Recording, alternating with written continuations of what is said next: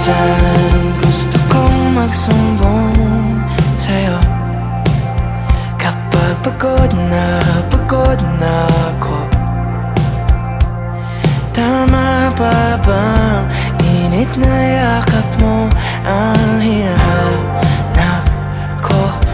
Minsan gusto ko tumawag sa'yo para lang marinig ko ang boses mo. Mali na ba kapag nakangiti ako?